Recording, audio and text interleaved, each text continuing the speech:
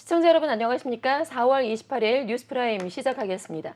첫 코너는 취재 기자와 함께 경제계 이슈를 정리해보는 시간이죠. 프라임 이슈, 오늘은 신민성 기자와 함께하겠습니다. 어서 오세요. 안녕하세요. 네. 자, 윤석열 대통령의 방미와 관련한 소식부터 좀 짚어보죠. 이 미국의 대중 반도체 장비 수출 통제 조치가 오는 이제 10월쯤에 끝나게 되는데 이와 관련해서 어제 한국과 미국이 한자리에 모여서 제1차 한미 공급망 산업 대화를 진행을 했습니다. 자, 이에 관련해서 이제 산업부가 오늘 입장을 내놨는데 어떤 내용이 좀 담겼을까요? 네, 이 장관은 우선 삼성전자, SK하이닉스 등 한국 반도체 기업의 중국 공장 운영과 관련해 미국 정부가 적용한 1년간의 포괄허가 조치가 10월 종료됩니다. 이 장관은 기업들의 우려가 크다고 소개하면서 미국 측이 보다 근본적인 조치를 취할 것을 요구했습니다.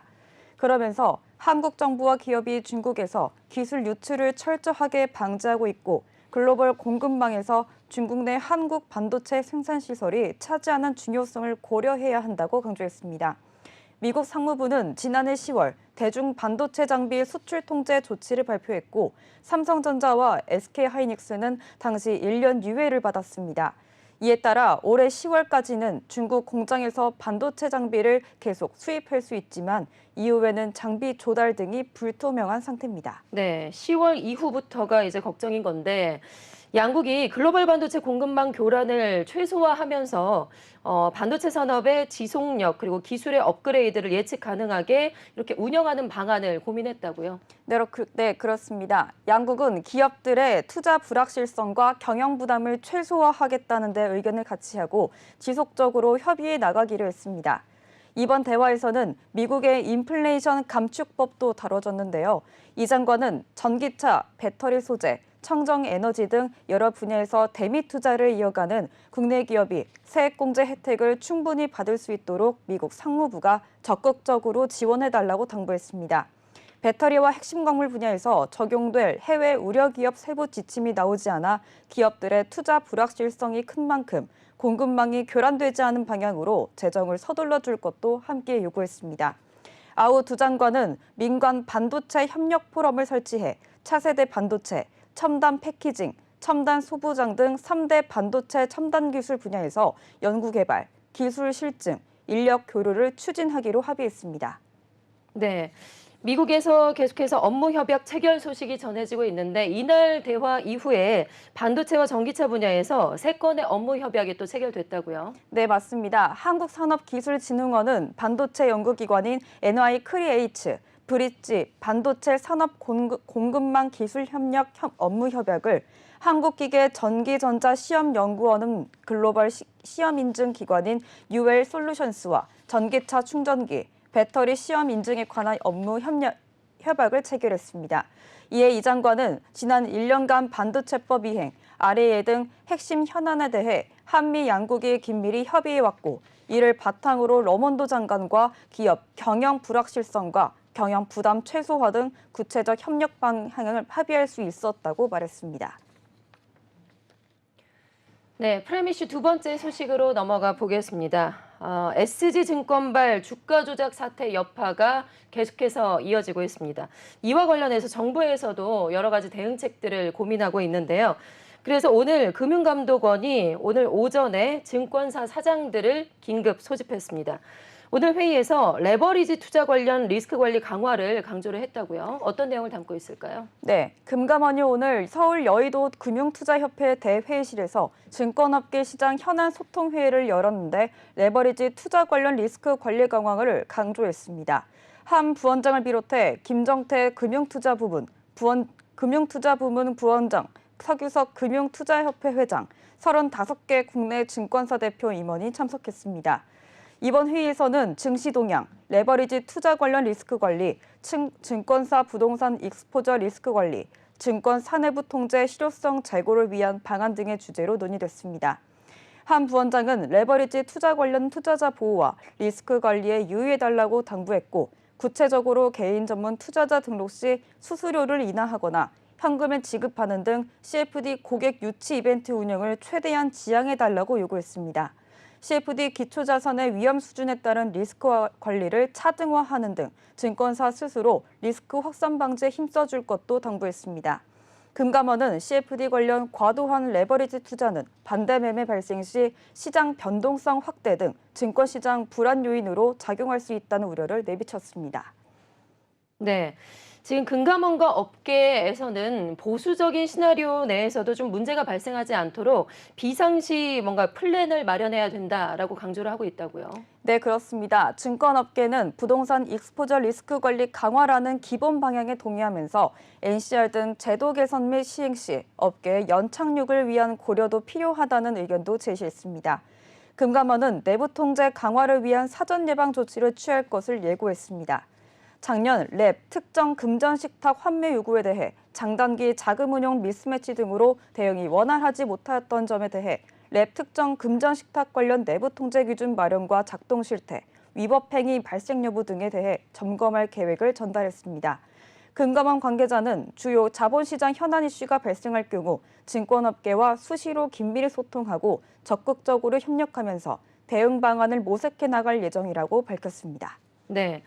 자, 그리고 지금 SG증권발 사태로 인해서 8개 종목의 주가가 폭락하고 있는 그런 상황인데 김익래 다우키움그룹 회장이 다우데이터 보유 주식을 폭락 직전에 처분을 해서 지금 의혹을 사고 있다고요. 네, 맞습니다. 금융당국은 김 회장에 대해 조사에 착수한 것으로 확인됐습니다. 금융감독원 전자공시 시스템에 따르면 김 회장은 지난 20일 시간외 매매로 다우데이터 140만 주를 주당 4만 3,245원에 처분해 605억 원을 확보했습니다. 김 회장이 반년 만에 훌쩍 오른 주가로 대량 매각을 했고 직후 대규모 폭락 사태가 생긴 것을 두고 증권가에선 주가 조작 세력과 연관이 있다는 의혹이 나오고 있습니다. 다만 다우키움그룹 측은 김 회장의 지분 매각과 이번 사태는 전혀 무관하다는 입장입니다. 김 회장이 2021년 자녀들에게 주식을 증여한 것에 대해 증여세가 발생했고 세금 납부를 위해 일부 지분을 매도한 것이라고 알려졌습니다. 네, 이어서 프라임 이슈 세 번째 소식으로 넘어가 보겠습니다. 현대자동차 기아가 올해 1분기에 GM과 도요타를 넘어서는 사상 최대 영업이익을 달성했습니다. 양사는 이제 하반기에 북미와 유럽, 인도 시장을 중심으로 해서 신차를 투입하고 전사적인 역량을 집중하겠다라고 밝혔는데요. 자, 신 기자, 이 소식도 자세하게 알아볼까요? 네, 현대차 기아의 올해 1분기 전 세계 판매량은 179만 대로 전년 동기 대비 12.6% 증가했습니다. 특히 북미, 유럽, 인도 등에서 호실적을 내며 판매량을 견인했습니다. 권역별로 보면 북미 시장 판매량은 전년 대비 27.6% 증가한 50만 4천 대로 집계됐습니다.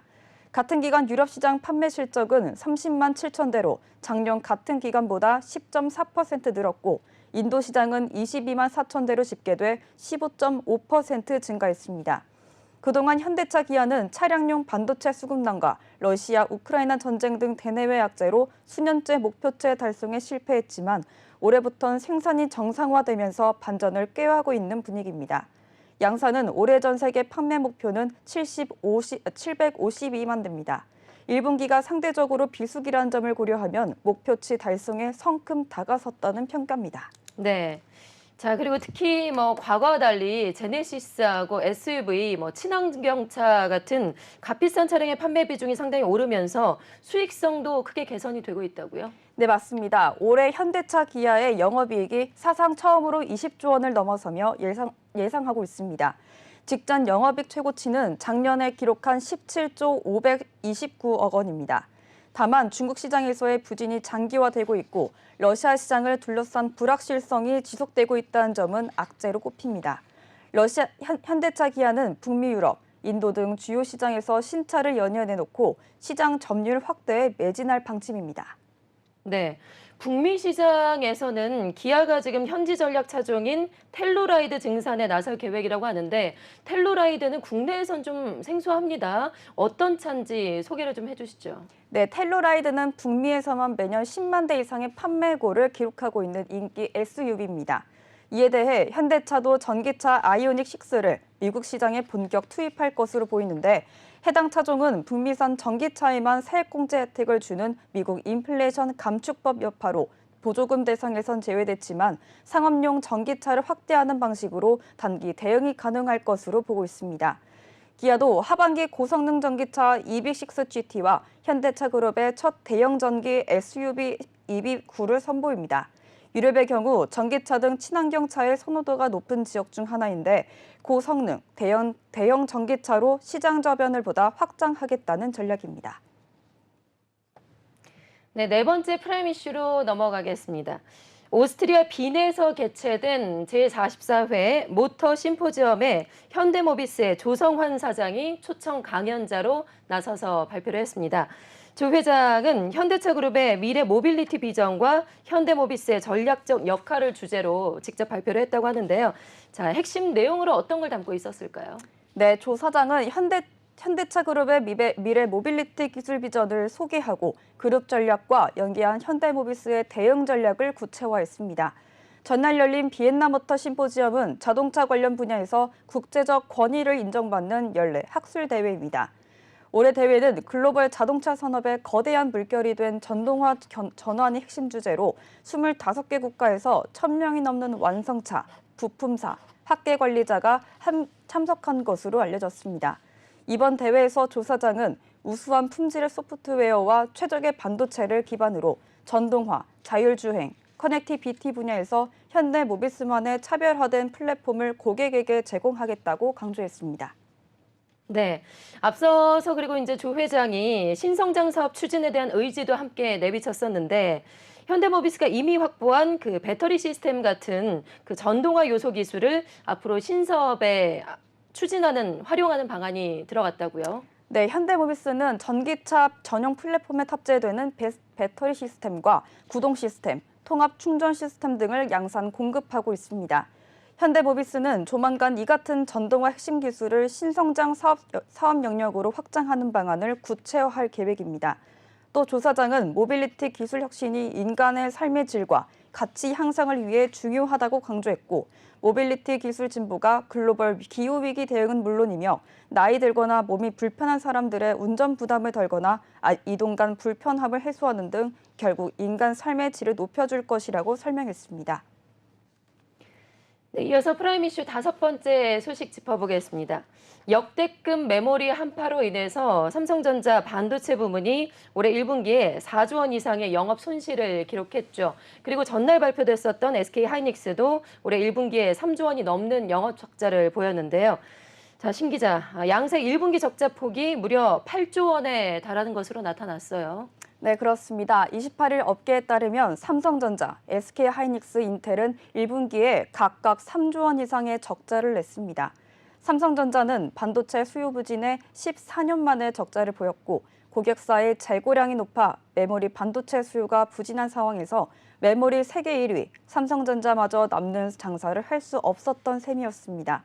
이에 따라 SK하이닉스도 1분기에 매출 5조 881억 원, 영업손실 3조 4,023억 원을 기록했습니다. 매출은 전년 동기 대비 58% 감소했고 영업이익은 적자 전환했습니다. SK하이닉스는 지난해 4분기에 이어 2개 분기 연속 적자를 보였습니다. 자, 그리고 시장조사 업체 가트너가 이제 조사한 바에 따르면 올해 메모리 업계가 과잉 생산과 재고 문제로 인해서 평균 판매 가격에 상당한 좀 압박을 받게 될 것이다라는 조사가 나왔는데 메모리 시장의 규모는 현재 어떻습니까? 네, 시장조사 업체 가트너가 메모리 시장 규모는 올해 923억 달러로 35.3% 감소했다가 내년에 70% 증가하며 반등한다고 예상했습니다. 디램 시장도 평년과 유사한 공급 업체의 비트 생산량임에도 불구하고 최종 장비 수요 약세와 높은 재고 수준으로 인해 상당한 공급 과잉을 겪을 것으로 보이는데요. 올해 디램 매출이 39.4% 감소해 476억 달러에 달할 것으로 내다봤습니다. 올해 낸드 매출도 전년 동기 대비 32.9% 감소한 389억 달러에 그친다고 전망했습니다. 미국 최대 반도체 기업인 인텔은 PC 시장 침체로 1분기 사상 최악의 성적표를 받았고 단기 순손실 규모만 약 4조 원으로 6년 만에 최대 규모의 적자를 냈습니다. 인텔은 1분기에 매출 117억 달러, 단기 순손실 27억 6천만 달러를 기록했고 매출은 전년 동기 대비 36% 줄었습니다. 지난해 1분기에 이어 5개 분기 연속 매출 감소세가 이어졌습니다. 수익성 측면에서도 지난해 대비 적자 전환하며 작년 4분기에 이어 2개 분기 연속 지속되고 있습니다. 더구나 적자 규모도 2017년 4분기 이후 최대 수준입니다. 네, 반도체 메모리의 한파가 워낙 심하다 보니까 삼성전자와 SK하이닉스도 감산을 발표를 했죠. 감산 등으로 인해서 재고가 축소가 되고 있지만 2분기에 극적인 반등은 좀 어렵다라고 밝혔는데 어떤 입장이 또 나왔을까요? 네, 팻 겔싱어 최고 경영자는 재고 조정이 예상되는 대로 크게 진행되고 있다며 PC 시장이 안정을 찾고 있다고 말했습니다. 또 삼성전자 관계자는 충분한 물량을 보유한 레거시 반도체 제품 중심으로 감산이 진행되고 있다며 2분기에 재고 수준이 감소할 것이라고 예상했습니다. 이외 하반기에도 지속적인 모니터링으로 반도체 생산을 탄력적으로 운영하겠다고 덧붙였습니다. 이외 SK하이닉스 관계자는 감산, 수급 상황 등을 고려했을 때 3분기부터 시황이 개선될 수 있다고 본다며 생산은 보수적으로 운영할 계획이라고 강조했습니다. 네, 이어서 프라임 이슈 6번째 소식 짚어보겠습니다. 올 초에 2차례의 인터넷 접속 장애가 발생을 했었던 LG유플러스가 오늘 보상안에 대해서 발표를 했습니다. 개인 고객 장애 시간에 10배 요금 감면과 그리고 소상공인 한 달 요금 감면 등의 내용이 포함이 됐는데요. 자, 이 소식도 자세하게 알아볼까요? 네, 오늘 LG유플러스가 발표한 종합 피해 보상안에 따르면 통신장애를 겪은 개인 고객 약 427만 명은 장애 시간 대비 10배 수준의 요금을 보상받습니다. 인당 평균 보상액은 1,041원, 다음 달 요금에서 감면됩니다. 인터넷 접속 오류로 인한 소상공인 피해 330건에 대해서는 인터넷, IPTV 등 모든 서비스 이용 요금 1개월분을 6월 요금 청구에서 차감됩니다. 또 이용을 희망하는 소상공인 2,000명에게 온라인 블로그 홍보 서비스 레뷰를 무료로 지원하며 신청한 사업자에게는 올해 안에 3개월 동안 15회의 블로그 홍보를 제공받게 됩니다. 그리고 LG유플러스가 사업 활성화를 지원하기 위한 방안도 함께 마련하기로 했다고요? 어떤 내용일까요? 네, 소상공인 피해 약 330건에 대해서는 한 달치 요금을 감면하고 이는 6월 청구 부분에서 일괄 반영한 반침인데 요금 감면 금액은 건당 3만 1,998원이 될 것으로 보입니다. 더불어 이들 소상공인에게는 국내 블로그 홍보 서비스 레뷰를 일정 기간 무료로 이용할 수 있도록 하고 LG유플러스가 2년 전부터 진행하는 착한 가게 캠페인을 통해 운영비 및 매장 내 가전제품을 지원할 계획입니다. 이에 따라 LG유플러스가 개인 고객과 PC방 사업자, 소상공인에게 지원하는 보상 규모는 약 400억 원에 달할 것으로 추산됩니다. 네, 마지막 프라임 이슈 소식 짚어보겠습니다. 배달의 민족 배달 기사인 배민 라이더들이 어린이날 하루 동안 파업을 하기로 결정을 했습니다. 이들은 이제 사측이 기본 배달료 인상은 하지 않은 채 배달 노동자들의 기여를 제대로 인정하지 않고 있다라고 주장을 하는데요. 결국에는 파업에 돌입하기로 했군요. 네, 민주노총 서비스연맹 배달 플랫폼인 노동조합은 전날 사측인 배달의 민족과의 단체 교섭이 최종 결렬됨에 따라 오늘부터 일주일 후인 5월 5일 어린이날 파업을 한다고 밝혔습니다. 앞서 지난 19일에도 배달의 민족 기사들은 기자회견을 열고 9년째 동결 중인 기본 배달료를 3,000원에서 4,000원으로 인상해야 한다고 사측에 요구한 바 있습니다. 이후 중앙노동위원회의 2차 조정이 결렬되면서 어린이날에 파업하기로 결정했는데 전체 조합원의 80%가 참여한 파업 찬반 투표 결과 찬성률은 88.14%에 달했습니다. 소비자가 부담하는 배달료는 늘어났지만 배달 노동자들은 최저시급보다 낮은 돈을 받고 있다는 게 노조 측의 주장입니다. 아울러 노동조합 활동부장, 기본 배달료 지방차별 중단, 배달에 따른 고정 인센티브 지급 등을 요구하고 있습니다.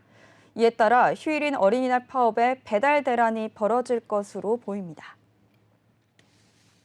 자, 오늘의 경제계 주요 이슈들 프라임 이슈에서 자세하게 살펴봤습니다. 신민성 기자와 함께했습니다. 고맙습니다. 감사합니다.